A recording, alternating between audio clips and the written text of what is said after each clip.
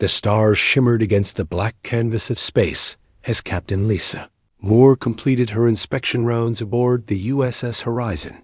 She paused at the wide observation window on the ship's bridge, admiring the distant glow of Neptune. Her patrol route had been quiet for weeks, too quiet perhaps. 20 years in the Space Force had taught her that prolonged peace often preceded unexpected trouble.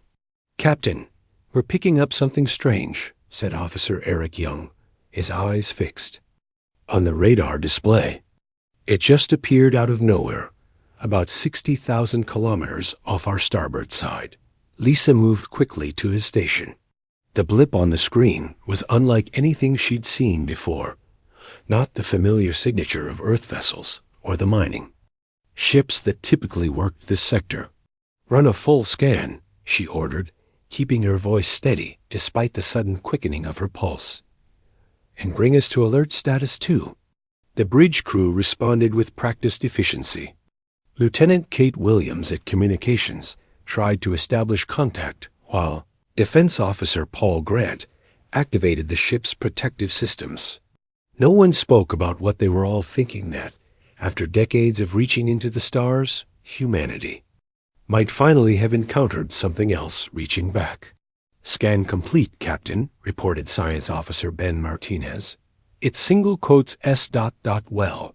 It's definitely not one of ours.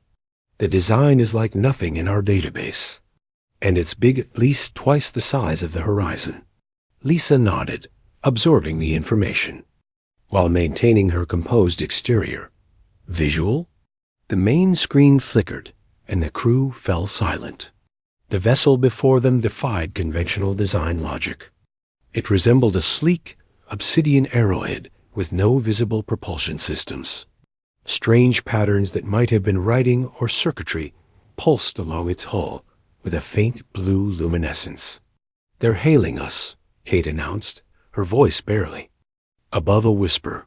"Audio only." Lisa straightened her uniform jacket, put it through.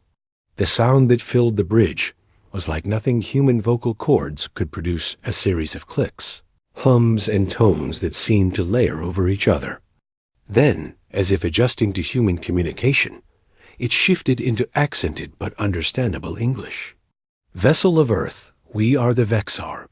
We have observed your kind for some time. We request diplomatic exchange." The bridge remained silent for several heartbeats before Lisa responded. "This is Captain Lisa Moore of the United Earth Space Force vessel Horizon. We welcome peaceful contact." She glanced at Paul, who kept his hand near the weapons controls. "May I ask the purpose of your visit?" "To our solar system?" "Assessment," came the reply. "All new species must be assessed." Lisa exchanged looks with her officers. There was something in that simple statement that raised the hairs on the back of her neck. "I need to contact my superiors," she said. "Please stand by." The emergency transmission to Admiral Jack Harlow took only minutes. His weathered face appeared on her private screen, lines deepening around his eyes as she briefed him on the situation. "First contact," he mused, rubbing his gray stubbled chin. "History in the making, Captain Moore. But I don't like the sound of this assessment. Keep your guard up. I'm dispatching the Lincoln and the Franklin to your position, but they won't arrive for at least 6 hours. Until then, you're authorized to proceed with diplomatic protocols." "Understood, sir." "And Lisa," he added, using her first name in a rare break from protocol, "trust your instincts. They've never steered you wrong before." The transmission ended, and Lisa returned to the bridge. "Lieutenant Williams informed the Vexar that we accept their request for diplomatic exchange. Invite them to send representatives to our ship." She turned to Paul, double the security detail, polite but prepared. An hour later, Lisa stood in the Horizon's conference room as the transport beam from the alien vessel delivered its occupants. The air shimmered with particles of light that coalesced into 3 figures. The Vexar stood nearly 7 feet tall, their bodies covered in what appeared to be an iridescent exoskeleton. 6 limbs, 2 that seemed like legs, and 4 that functioned as arms moved with unsettling grace. Their heads housed large compound eyes that reflected the room in countless tiny images. Captain Moore, the central figure, spoke, mandibles clicking between words. I am Emissary Vexkull. We appreciate your accommodation. Lisa maintained her diplomatic smile. Welcome aboard the Horizon. This is my science officer, Ben Martinez, and my communications specialist, Kate Williams. The meeting progressed with formal introductions and basic information exchange. The Vexar revealed little about their homeworld or civilization, but asked pointed questions about Earth's defense systems, population centers, and governmental structure. As the discussion continued, Lisa noticed Ben discreetly checking a small device he'd kept hidden in his palm. He caught her eye and gave a nearly imperceptible nod. Something wasn't right. It was Paul who noticed it first, the slight hissing sound from the ventilation system. By then, a faint mist had already begun to fill the lower portion of the room. Captain, he called out, reaching for his sidearm. He never completed the motion. His body went rigid, eyes widening in terror. No, they're everywhere. Crawling under my skin. He clawed at his arms, falling to his knees. Kate was next, screaming about the walls closing in, crushing her. Then men, backing into a corner, swatting at invisible assailants. But Lisa felt nothing. Or rather, not nothing. The mist carried a scent that triggered a powerful memory. Autumn evenings in rural Maine, sitting by her grandfather's bonfire.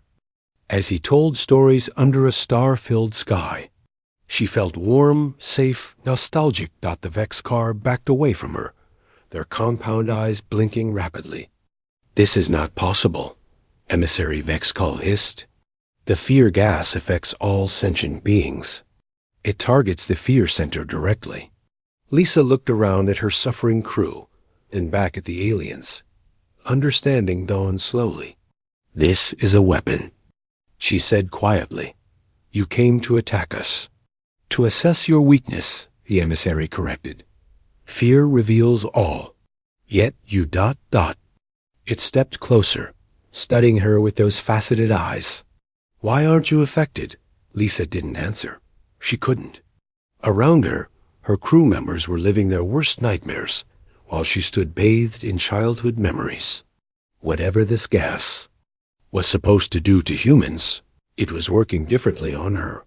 The ship's alarm suddenly blared, the automated response to detected toxins in the air system.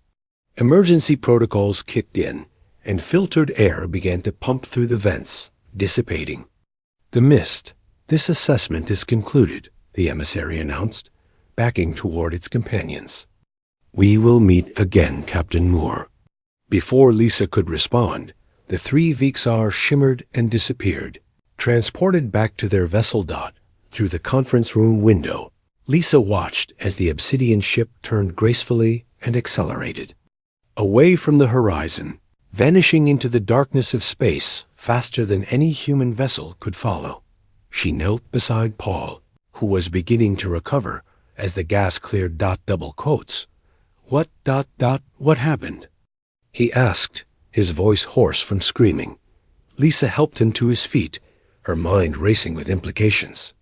I think, she said slowly, we just survived our first alien attack, and I don't think they expected us to survive at all.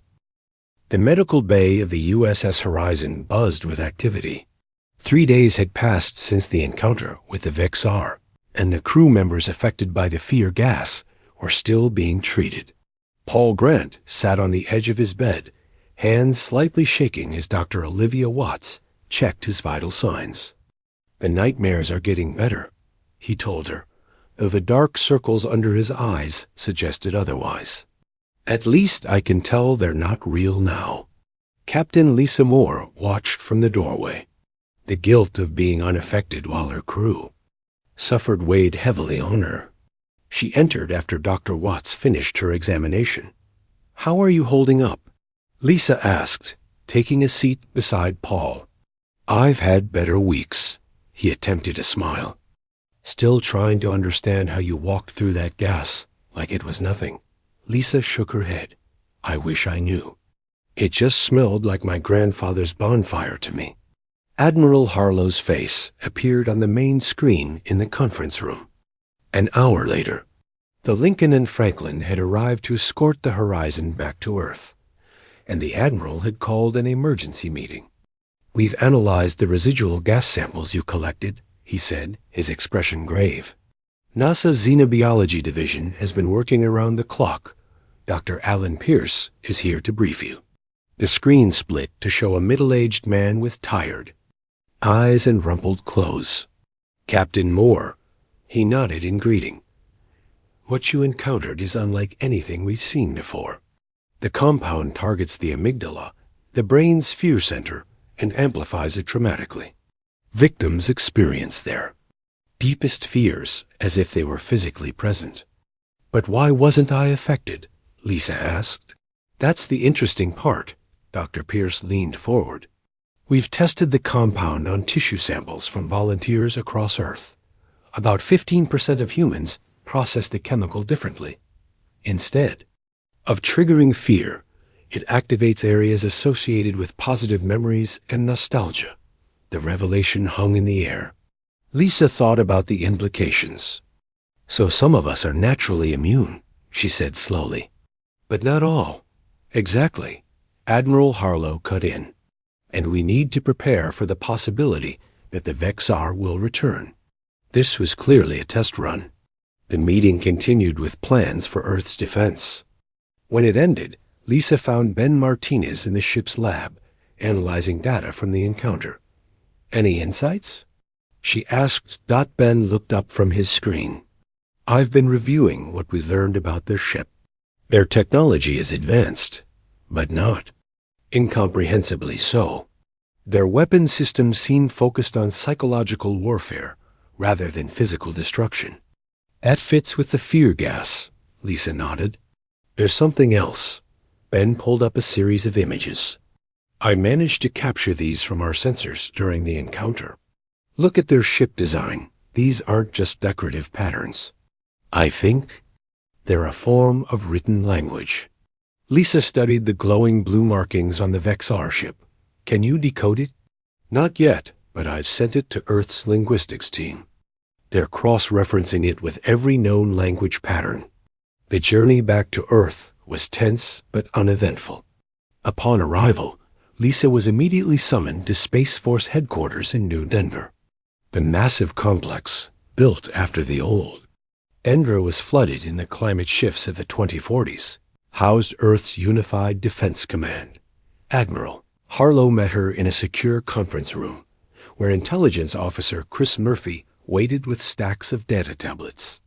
Chris was a quiet, intense man whose job involved connecting dots that others missed. "Captain Moore." He stood to greet her. "Your encounter has helped us solve a mystery that's been puzzling us for months." He activated the room's holographic display, showing a map of nearby star systems.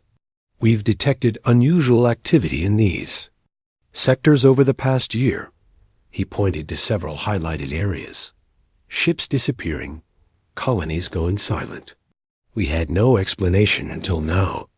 Chris pulled up images of devastated settlements on distant planets. "These are from drone reconnaissance of colonies we lost contact with.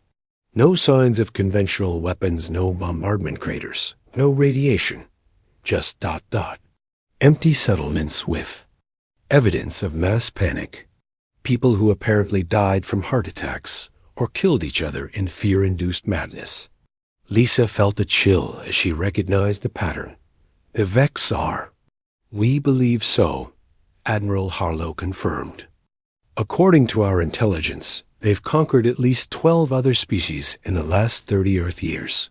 And they always use the same method: psychological warfare, using their fear gas, followed by occupation once the population is too traumatized to resist. But now they've encountered a species that's partially immune," Chris added. Lisa thought about the implications. they'll adapt, come up with something new. Which is why we need to prepare, Admiral Harlow said firmly. Captain Moore, I'm promoting you to commander effective immediately. You'll lead a special task force composed of individuals who tested immune to the fear gas. The next 2 weeks passed in a blur of preparation. Lisa's task force grew to include 50 members from various backgrounds, military personnel, scientists, engineers, and even civilians with useful skills. All shared the unusual brain chemistry that made them immune to the Vexar's primary weapon. Dr. Alan Pierce joined them, bringing his research team to develop countermeasures. They created filtration systems that could neutralize the fear gas, and were working on a way to protect those who weren't naturally immune. During a rare quiet moment, Lisa stood at the window of her new office, looking out at the snow-capped mountains beyond New Denver. Earth seemed so peaceful, its inhabitants unaware of the threat looming above them. Paul Grant, now her second-in-command, joined her at the window. The defense perimeter is in place, he reported. Early warning systems are online, and we've distributed the first batch of filter masks to key personnel worldwide. Lisa nodded. Do you think it will be enough? Against an enemy that uses fear as a weapon? Paul smiled grimly. We've been preparing for this our whole existence. Humans have lived with fear since we first looked up at the stars and wondered.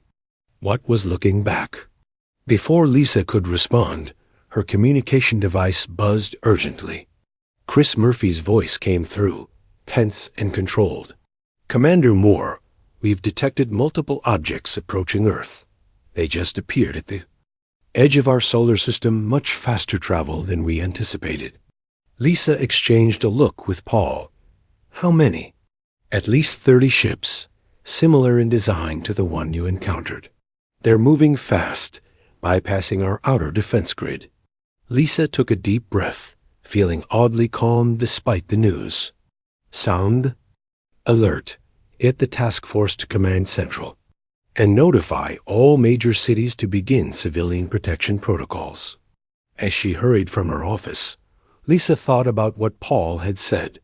Humans had indeed lived with fear throughout their history. They'd made art from it, told stories about it, even found entertainment in being scared. Perhaps that was humanity's greatest strength against the coming storm. Not that some were immune to fear, but that all had learned to live with it, too. Function despite it, and sometimes to find something like nostalgia in its familiar presence. The Vexar were about to discover that using fear against humans was like using water against fish. The sky over New Chicago turned an unnatural green as the Vexar ships entered Earth's atmosphere. People pointed and stared at the strange formation of obsidian vessels that hovered above the city's tallest buildings. Then the screaming began. Fine. Mist rained down from dispensers beneath the alien ships.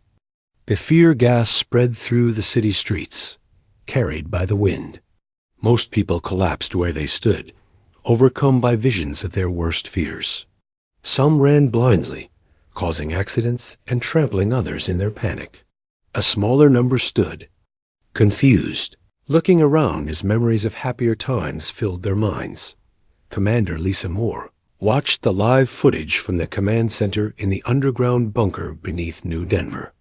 Similar scenes played out in displays showing London, Mumbai, Sydney, and a dozen other major cities worldwide. They're hitting everywhere at once, Paul said, his face grim as he coordinated defense teams. Focus on the immune responders, Lisa ordered.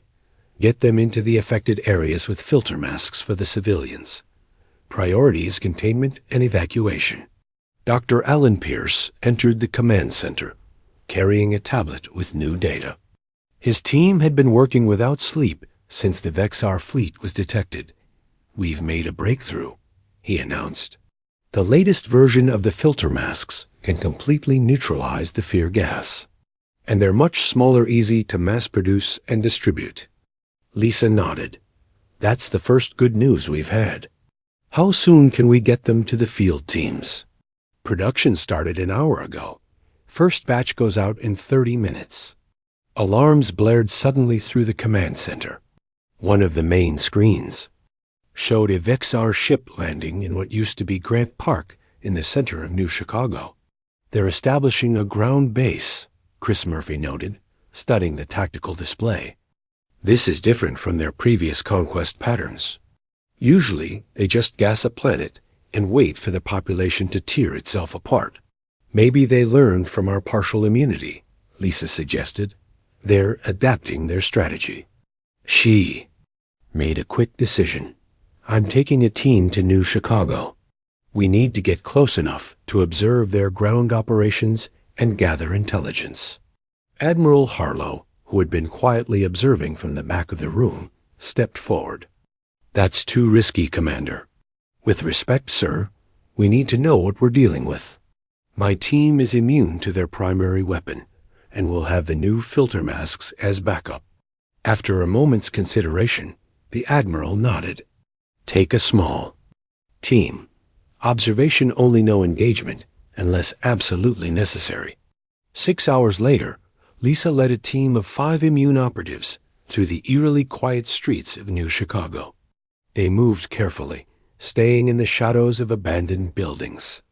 The fear gas had dissipated, but its effects remained. Occasionally, they passed civilians frozen in terror or huddled in corners, whimpering. The immune responders were working block by block, but they couldn't reach everyone at once. Sam Wright, a former Marine now part of Lisa's special task force, signaled the team to stop as they approached the edge of what used to be Grant Park. Through binoculars, they observed the Vexar ground base, a structure that seemed to have grown organically from their landed ship, spreading over the parks. Open space. I count at least 30 of them moving around outside, Sam whispered. They're setting up some kind of perimeter devices. Lisa studied the aliens through her own binoculars. Up close, their movements seemed almost insect-like precise and economical. They worked with the coordination of a hive mind, though Dr. Pierce's analysis suggested they were individual beings with a strong hierarchical structure. Look at their equipment, she said quietly. Those aren't weapons as we understand them. They're more gas dispensers and what look like sensory devices. Makes sense, replied Nicole Rodriguez, the team's science specialist. Why develop conventional weapons when your fear gas usually does all the work? The team continued their observation for another hour, documenting the Vexar activities and transmitting data back to command. As dusk approached, they prepared to withdraw. That's when everything went wrong. A small group of civilians, 5 men and women, who must have been immune to the fear gas, launched an improvised attack on the Vexar perimeter. Armed with nothing more than makeshift weapons, they charged the alien position. The Vexar response was immediate. They released a concentrated cloud of fear gas, but when that failed to stop the attackers, they revealed they did indeed have physical weapons devices that fired pulses of energy that left the humans convulsing on the ground. We need to help them, Sam said, reaching for his weapon. Lisa raised a hand to stop him. Wait, look. One of the civilian attackers had managed to throw something into the Vexar group before being hit.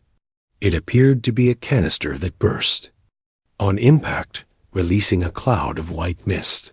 The effect on the Vexar was immediate and stunning.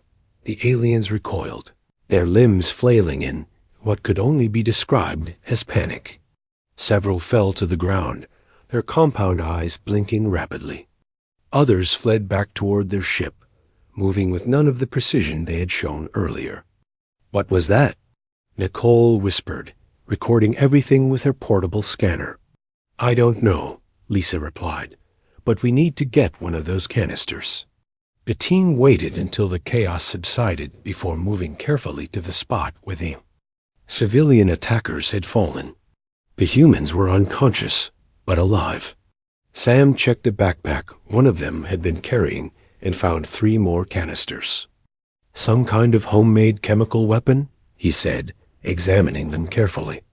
There's a label, Mike's Gym Pre-Workout Extreme. Lisa almost laughed despite the situation. They attacked an alien invasion force with pre-workout supplement? Nicole scanned the canister with her device. It's mostly caffeine, adrenaline, and synthetic hormones. Harmless to humans, but apparently terrifying to the Vexar. As they retreated with their valuable discovery and the unconscious civilians, Lisa contacted command. "We've found something," she reported. "The Vexar may be vulnerable to human stress hormones. Send a medical team to meet us at the extraction point, and tell Dr. Pierce to analyze the samples we're bringing back immediately."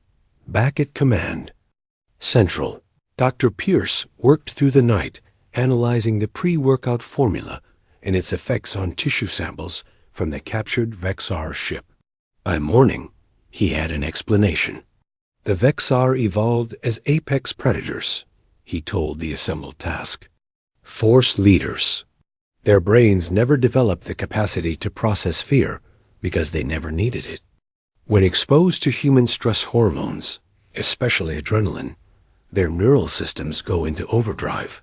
They experience fear for the first time, and they have no natural defenses against it. Admiral Harlow leaned forward. "Are you saying we can turn their own strategy against them?" "Precisely," Dr. Pierce nodded. "We can create what are essentially courage grenades filled with synthetic human hormones. They'll be harmless to us, but debilitating to the Vexar." Lisa thought about the implications. So they've been using fear as a weapon because they don't understand it. They never evolved to feel it themselves. "Which gives us an advantage," Sam added. "We've been living with fear our entire existence. We've developed ways to function despite it, even overcome it." As the meeting ended and production of the new weapons began, Lisa pulled Nicole aside. "I need you to analyze the communications we recorded at their base. There might be valuable intelligence there." Nicole nodded. "I'll work with the linguistics team.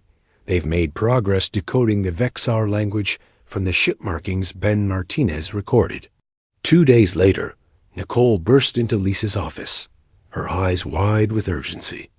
"Commander, we've decoded enough of their communications to learn something critical. This invasion, it's just a test.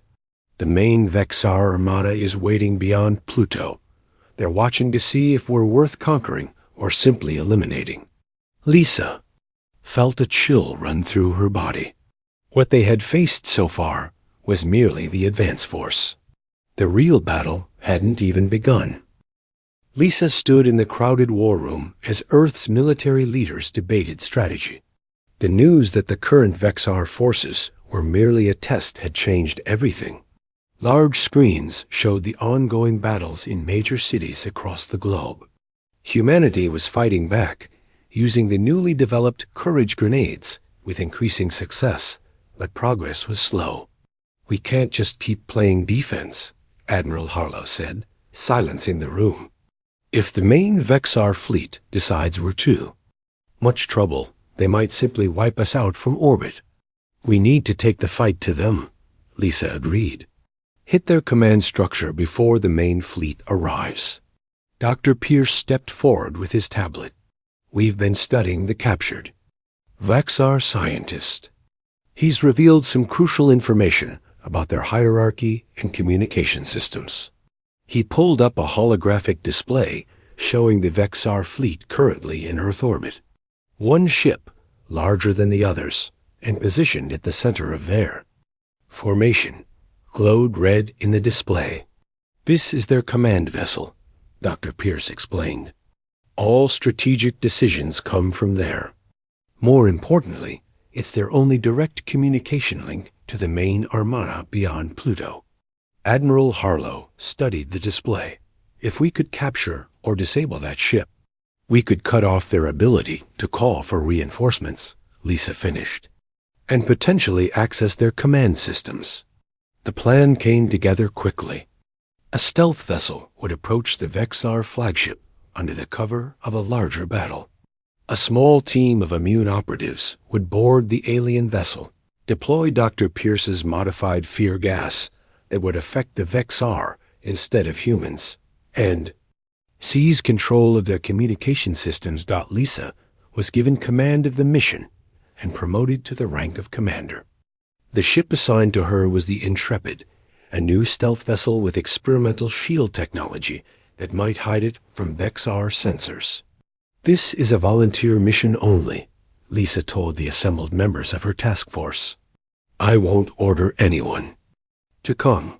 The chances of success are ... double quotes." She paused. "Not high." Sam Wright was the first to step forward. "I'm in, Commander." One by one, others joined Nicole Rodriguez, Paul Grant, and 12 more of Earth's immune defenders.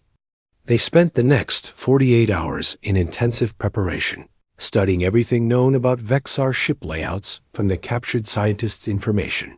The morning of the mission, Dr. Pierce personally delivered the modified fear gas weapons.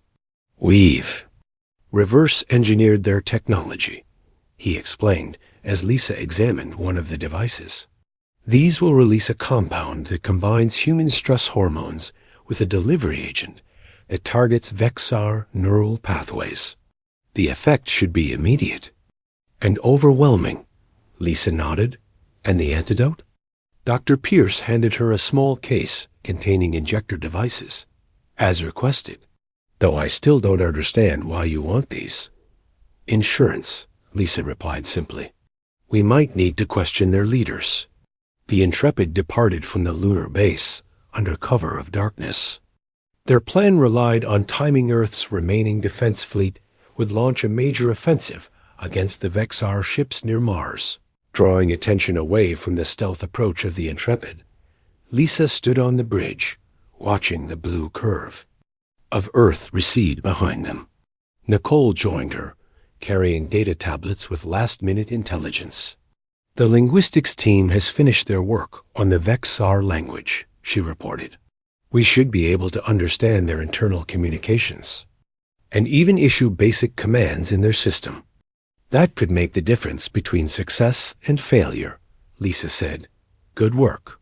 The journey to the Vexar command position was tense but uneventful. The Intrepid's stealth systems performed better than expected, and they arrived at their target just as the main battle began near Mars. Explosions flashed silently in the distance as Earth forces engaged the Vexar fleet. "Their attention is divided," Paul reported from Tactical.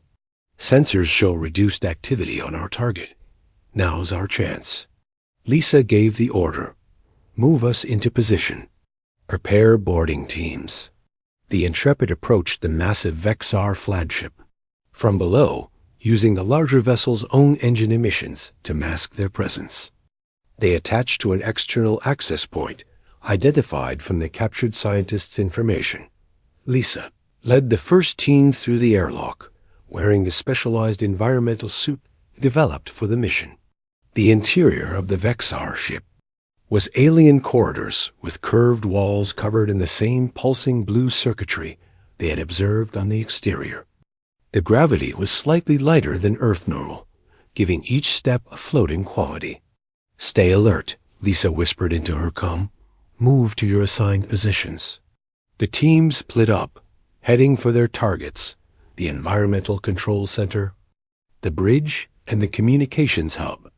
Lisa's team, including Sam and Nicole, moved toward the environmental controls where they would deploy the modified fear gas. They encountered the first Vexar patrol 2 levels in. Before the aliens could react, Sam launched one of the courage grenades. The small device burst in midair, releasing a fine mist. The effect was immediate. The Vexar guards dropped their weapons, limbs flailing in panic. "It works," Nicole whispered, her voice tense with excitement. They pressed on, using the grenades sparingly. Their goal was to reach the environmental center intact, not to engage in battles they might not win. The Environmental Control Center was larger than expected, a vast chamber filled with machinery that hummed with energy. 3 Vexar technicians worked at control panels, unaware of the human intrusion until it was too late. Once the room was secured, Nicole went to work on the alien systems, using her knowledge of their language to navigate the controls. "I need 5 minutes," she told Lisa, fingers flying over the alien interface. "You've got 2, Lisa replied. Keeping watch at the door with Sam. Nicole worked feverishly, connecting their devices to the Vexar systems. Almost there. Got it.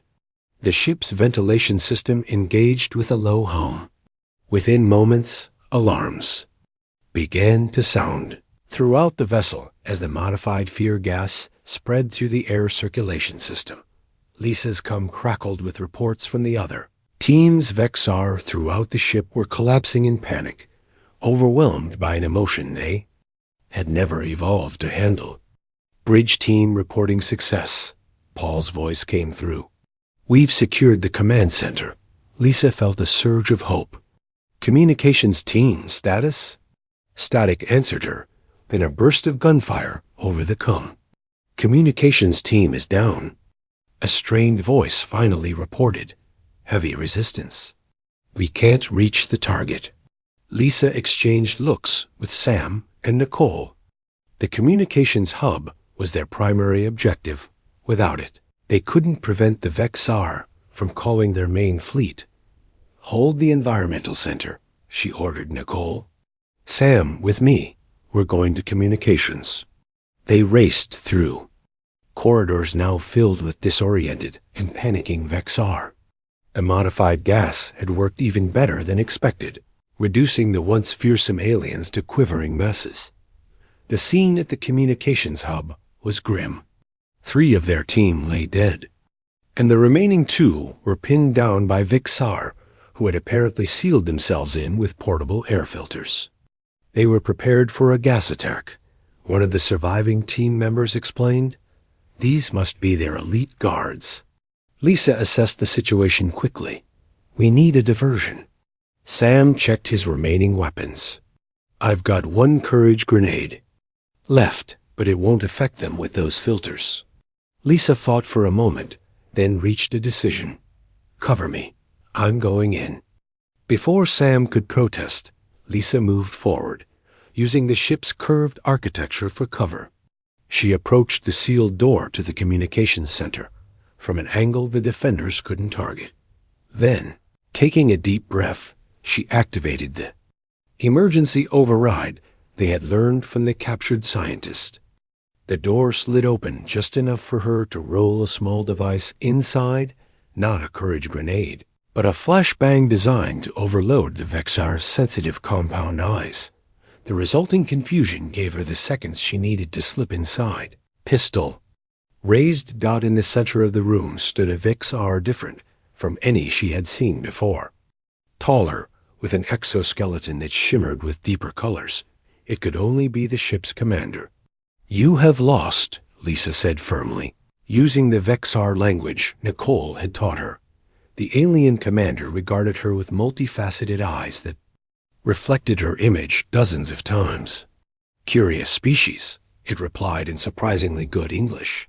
"You resist fear. How?" Lisa kept her weapon trained on the Vexar commander as Sam and the rest of her team secured the communications hub.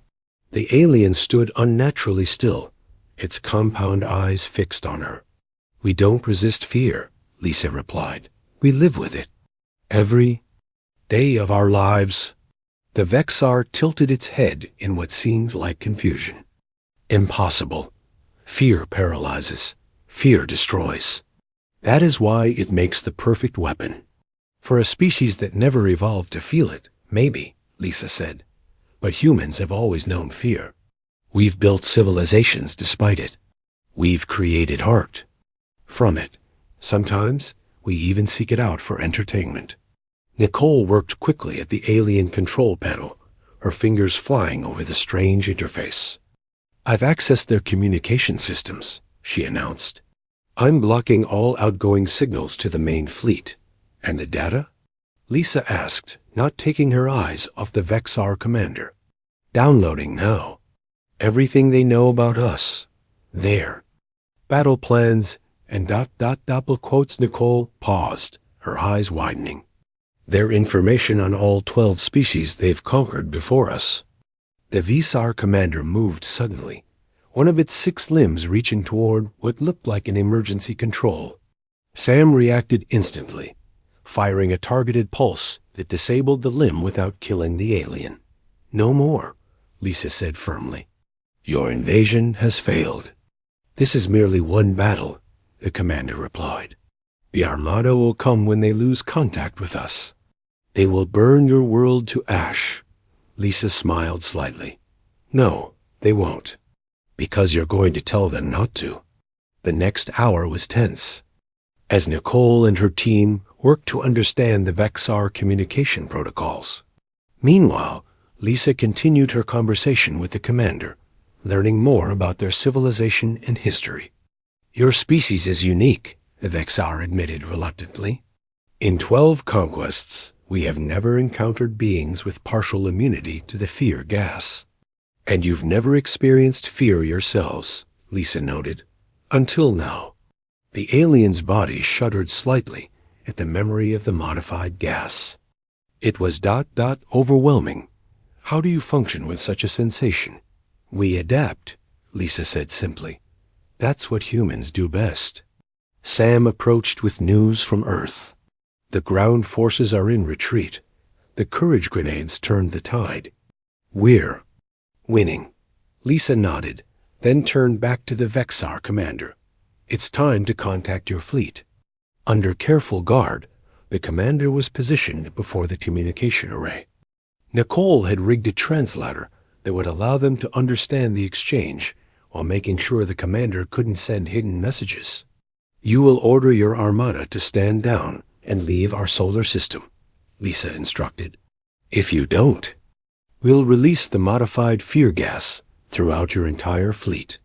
The Vesar's eyes blinked rapidly. And if I comply? Then we let you and your invasion force leave, with a warning never to return. The alien seemed to consider this. My species has never known defeat. Then it's time you learned another human experience, Lisa replied. The communication was brief but clear. The Vexar commander ordered the retreat, explaining to the distant armada that humans possessed weapons that targeted Vexar neural pathways in ways they couldn't counter.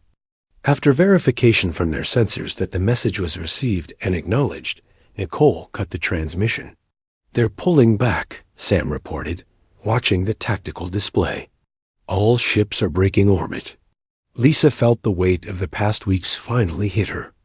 She allowed herself a moment of relief before addressing her team. Secure the ship. We're taking it back to Earth. The scientists will want to study their technology. The journey home was triumphant. The captured Vexar flagship, guided by the Intrepid, entered Earth orbit to the cheers of the defense forces. Lisa was hailed as a hero, though she insisted the victory belonged to everyone who had fought. 2 months later, she stood in a converted conference room aboard the captured Vexar vessel, now permanently docked at the lunar base. The room had been modified for diplomatic purposes, with both human and Vexar furnishings. Lisa, now officially promoted to admiral, adjusted her formal uniform as she waited. The door slid open to admit a Vexar delegation, not warriors this time, but diplomats. Their ship had arrived 3 days earlier, bearing white markings instead of the black of the invasion force. They had requested this meeting through proper channels, following diplomatic protocols. Admiral Moore, the lead Vexar, greeted her, using carefully practiced English. We appreciate your willingness to meet with us. Lisa nodded. Welcome to Lunar Base. I understand you wish to discuss a more permanent resolution between our species. Yes, the military faction that ordered the invasion has been removed from power. Those of us who advocated for peaceful contact now lead the Vexar Collective. The meeting proceeded with formal exchanges and careful negotiations. The Vexar were offering technological knowledge and star charts in exchange for human assistance with something they considered far more valuable. "We wish to understand fear," the lead diplomat explained. "Not as a weapon, but as a experience. Your species has developed ways to live with this sensation, even find value in it. This is unprecedented in our knowledge of sentient life." Lisa considered this unusual request. "What exactly are you proposing?" "A cultural exchange. Vexar scientists and sociologists would study human literature, art, and entertainment that deals with fear. In return, we offer our knowledge of 12 other civilizations in safe passage through Vexar space." 6 months later, Lisa stood in the newly established Earth Embassy on the Vexar homeworld, a strange planet with purple skies and crystalline landscapes. As Earth's ambassador, she had overseen the beginnings of what promised to be a unique relationship between the species. The Vexar were changing. Their exposure to human culture had sparked something new in their civilization.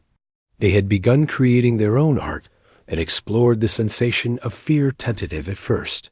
Then, with growing confidence, Lisa watched as a group of Vexar youth participated in what would have been unthinkable before. They were voluntarily experiencing mild fear in a controlled setting, watching human horror films with fascination rather than distress. Her assistant, a young diplomat named John Evans, approached with a data tablet. "The latest reports from Earth, Admiral. The Vexar technological exchanges have already advanced our medical science by decades, and their star charts have opened up possibilities for exploration beyond anything we imagined." Lisa nodded, looking out at the alien cities spread below the embassy windows. "And what about the other species? The ones the Vexar conquered?" "Reparation discussions have begun," John replied. "Some of them are sending representatives here next month. They're calling it the Galactic Reconciliation Summit." That evening, Lisa attended a formal ceremony marking the first anniversary of what humans now called the Fear Gas Incident. Both human and Vexar dignitaries gathered in a large hall decorated with symbols from both worlds. The Vexar High Counselor addressed the gathering, its voice translated smoothly through the advanced systems. "1 year ago, we came to Earth as conquerors wielding fear as our weapon," it said. "We did not understand then what we have begun to learn now, that fear is not merely a tool of destruction.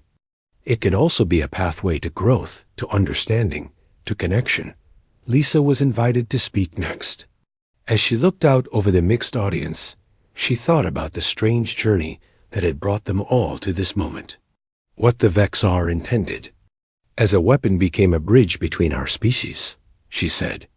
Their fear gas triggered in us not terror, but memories reminding us of what makes us human. Our ability to find warmth in darkness, courage in terror, and hope in the face of the unknown. She gestured to the Vexar representatives seated nearby. "Perhaps that is humanity's greatest strength. Not that we don't feel fear, but that we've learned to make it part of our story." As the ceremony concluded, Lisa gazed up at the unfamiliar stars, visible through the hall's transparent dome. Somewhere out there, new worlds waited to be discovered. New challenges would arise.